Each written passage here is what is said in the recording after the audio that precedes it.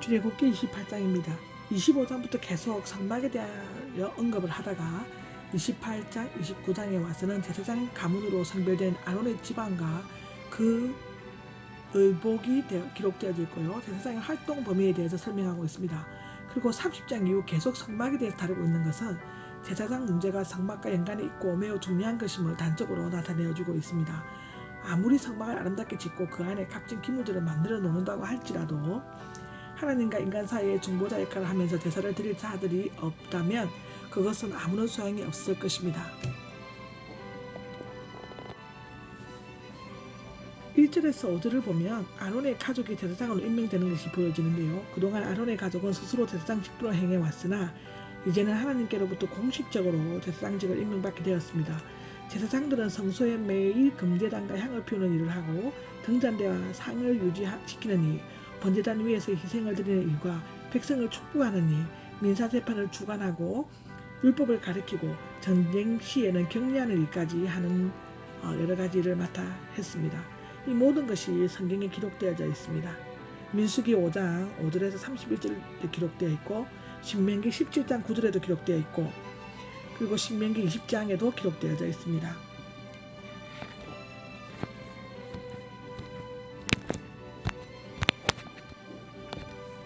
내 형 아론과 그의 아들들 제사장 일을 맡겨 나를 섬기게 하여라고 1절에 나와있죠. 아론은 내 아들 중 나답과 아비후는 성막이 완성된 후 하나님께서 명하시지 않는 다른 불을 들이다가 죽임을 당했습니다.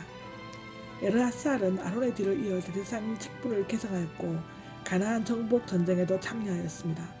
아론 가문이 하나님과 인간 사이의 중보자고 영광스러운 대제사장의 임무를 맡게 된 것은 인격이나 능력이 탁월하고 레위 가문의 위세나 정치적 지도력이 탁월해서가 아니고 그들이 비록 미성숙한 인격의 소유자였음에도 불구하고 하나님의 무조건적인 지명과 위임과 촉복에 의해서입니다. 한편 매번 대속 제물을 드림으로써 이스라엘 백성의 중보 역할을 했던 구약의 제사장은 친히 단번에 자기 몸을 들여 대속 제물이 되심으로써 영원한 제사장이 되셔서 우리로 하여금 그의 피를 의지하여 직접 성소로 나아갈 수 있게 해주신 예수 그리스도를 예표하고 있습니다. 이 기록 또한 히브리서 10장에 나와 있습니다. 너는 내 형 아론을 위해 아름답게 보이도록 만들어야 한다고 2절에서 5절에 나와 있는데 제사장의 옷은 보통 옷과는 달리 세 가지로 특징 있게 만들어져야 된다고 합니다.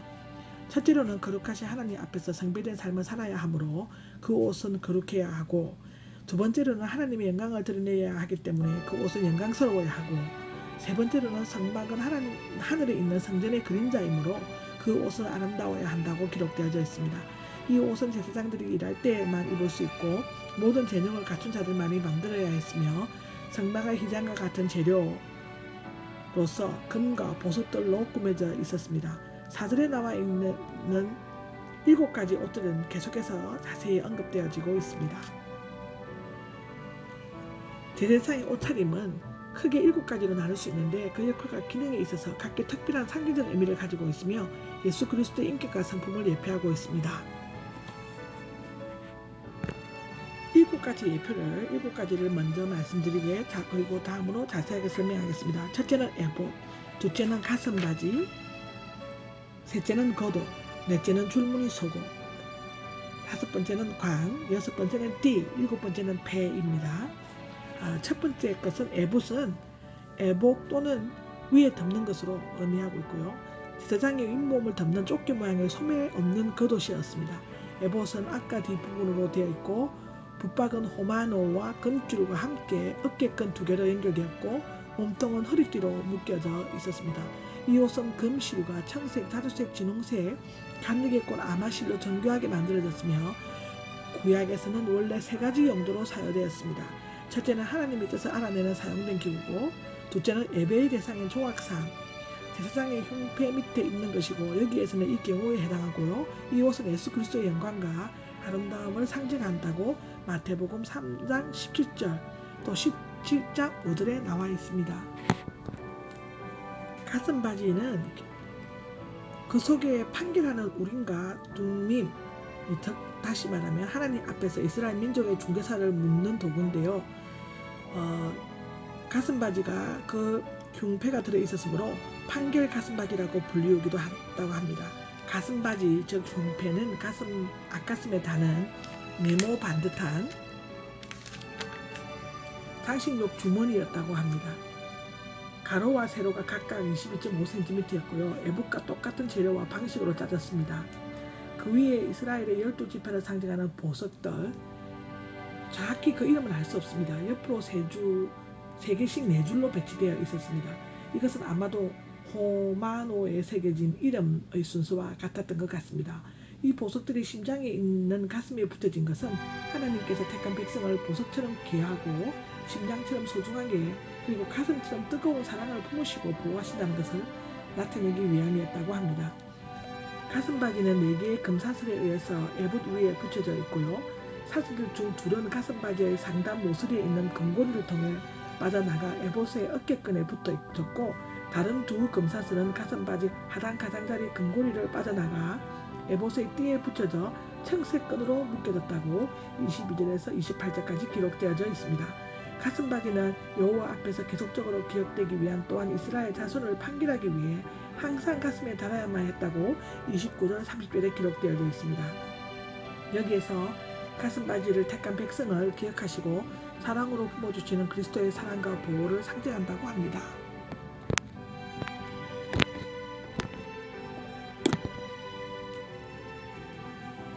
30절에 우림과 둠밈은 아마도 하나님께서 물을 수 있는 건이나 제사장의 빛같이 깨달음이 있고 완전한 지식을 받을 것임을 나타내기 위한 것일 수도 있습니다. 이것이 나무 조각이나 막대 모양의 제비와 같은 것인지 또는 금속이나 돌로 만든 주사위 같은 것이든지 분명치는 않습니다. 그렇지만 신명기 33장 8절에 민수기 20장 21절에 나와 있습니다. 제사장의 가슴바지에 들어있었고 이스라엘 백성이 중요한 결정을 하려고 할 때에는 우림과 둠밈이 들어있는 판결 가슴바지를 한 제사장이 반드시 함께 참석해야만 했다고 레위기 8장 8절, 신명기 33장 8절, 열왕기상 28장 6절에 기록되어져 있습니다.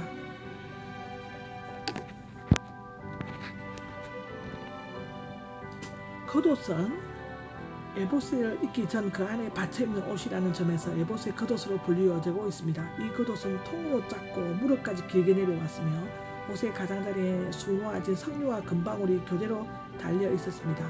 달랑거리는 방울은 대제사장이 제물을 드리기 위해 아무도 볼 수 없는 지성소로 들어갔을 때 그 방울 소리를 듣고 그 거동을 알 수 있도록 하기 위한 것이었다고 하죠.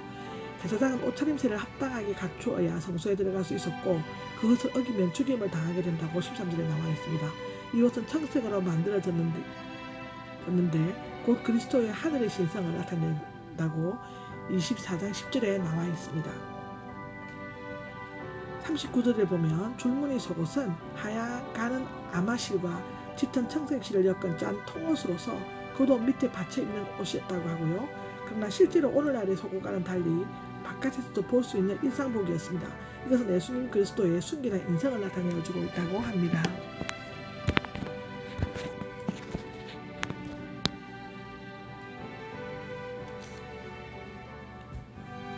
39절에 나오는 관은요, 대제사장이 제사의식을 행할 때 쓰는 관으로 하얀 아마실로 짰고 원추형의 모양을 하고 있다고 합니다. 이 관은 하나님 앞에 머리를 감추는 것으로서 제사장들의 하나님의 말씀에 순종하는 것을 나타내고 있다고 하고 또한 이것은 하나님의 권위에 절개 순종하시는 그리스도의 모습을 연상시킨다고 요한복음 5장 19절, 7장 16절, 고린도전서 12장 3절에 나와 있습니다. 여섯 번째 띠는 대제사장이나 제사장들이 에봇이나 줄무늬 속옷이 내려오지 않도록 고정시키기 위해 허리에 두르는 끈이었습니다.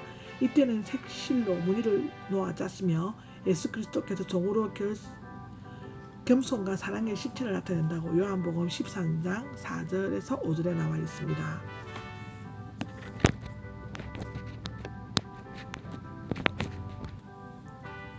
패는 빛난다의 뜻인데요. 제사장의 머리에 서는 관이었습니다. 여호와의 성결이라는 글이 새겨져 있다고 합니다. 매는 판으로서는 하나님께서 대제사장의 성결을 보존하신다는 의미고 이 성결이 없이는 거룩하신 하나님께 가까이 나아가 제사장의 직무를 행할 수가 없었다고 합니다. 이 패는 순금으로 만들고 청색끈으로 메어야 하는데 이것은 예수 그리스도께서 죄를 알지도 못하신 우리를 대신하여 하나님께로 나아가는 속죄하신 것을 나타낸다고 합니다. 이것 또한 고린도후서 5장 21절, 히브리서 9장에 나와 있습니다. 39절에서 39절과 42절까지를 보면은 제사장들을 위해 만든 7개의 옷차림새들은 제사장들에게 영화와 아름다움을 더해줄 뿐 아니라 백성들로 하여금 하나님과 제사장들에 대한 동경심을 불러일으키게 할 수 있었습니다. 그들이 온전히 제사장 의복을 입었을 때 성별되지만 거룩하신 하나님께 준비 없이 경솔하게 나아가게 되면 죽임을 당할 수밖에 없었습니다. 아멘.